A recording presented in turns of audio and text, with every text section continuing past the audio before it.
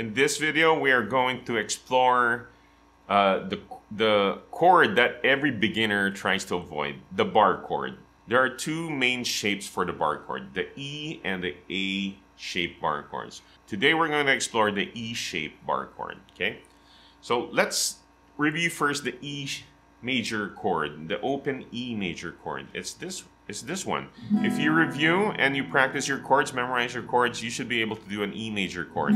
I'm not going to explain it anymore in this video. If you're watching the video, that means we're exploring now the bar chords. Somehow you already memorized most of the common open chords already. This is the shape for the open E major chord. Now, don't get stuck with the fingering that you use all the time. You can change fingerings as long as you fret the same notes, the same frets, and the strings.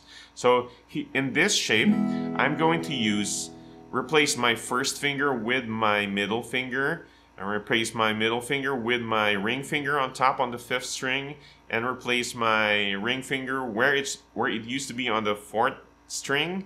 I use my pinky for that, and it's the same shape. It's gonna sound the same. Okay, I just use a different finger, a group of fingers. So the first group of fingers that you're used to for the E major chord is this one. So we're gonna name this the first group of fingers for E. This one here is the second group, your second option for the fingering for E major. Notice how my first finger is available and doing nothing here. I put it rests on top of this area. This is the knot of the guitar. I just rest it over there with no pressure, just put it there. And if you look at the shape of this, what I'm doing right now, it's already a bar chord. So now maintain the same shape, put your finger over the nut of your guitar, and to create a bar chord on F, okay? This is the F chord that we are trying to avoid.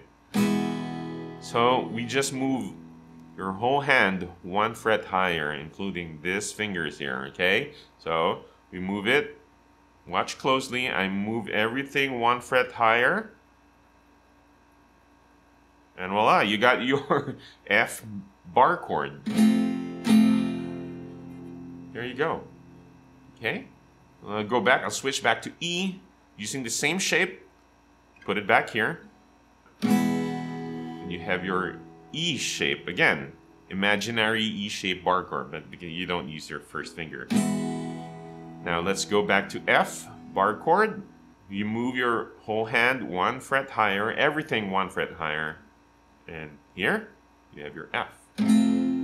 I find it easier to do a bar chord on A. So maintain the shape and move your first finger.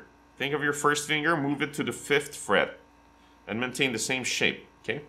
And you have an A bar chord. So a little tip. Don't use this palm side of your first finger. Use a little bit of the side of your first finger to fret all those strings. It's stronger on the side, not on the flat side. Right there. Then do it again. Maintain the shape. To check if you're doing it correctly, we pluck each string 1 at a time. So you have to bite the bullet here. You need to practice it every day, even just under a minute, just maintaining that bar-shaped chord, okay? That E-shaped chord here on the 5th fret. Then eventually try that F chord. You're gonna have to feel all the strings on your finger. If you can see my finger here, it's already with the lines of the strings because I've been doing it for the last 15 minutes.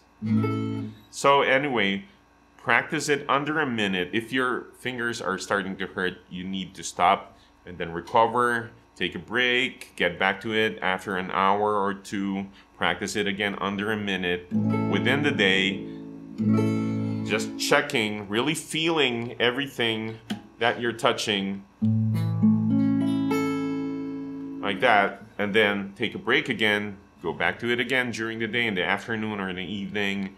I'm sure you have like 10 seconds or 15 seconds just to practice that A all throughout the day, okay? So that's the way to do it. Repetition, practice, and eventually you'll be able to do it, okay? So I'll see you on our next lesson. Good luck!